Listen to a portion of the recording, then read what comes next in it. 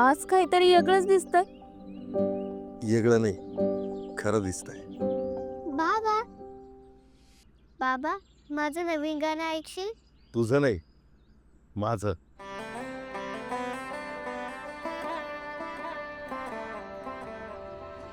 आज माझ्या बदलाची पहिली पायरी. सोडायला राग नाही, निर्णय लागतो.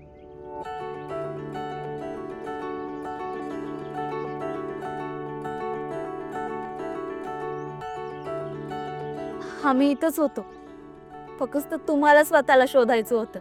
आता सापडलोय ना, आता नाही हरवणार. व्यसनावर मात, एक छोटा सकारात्मक निर्णय. छोटा निर्णय, मोठं भविष्य.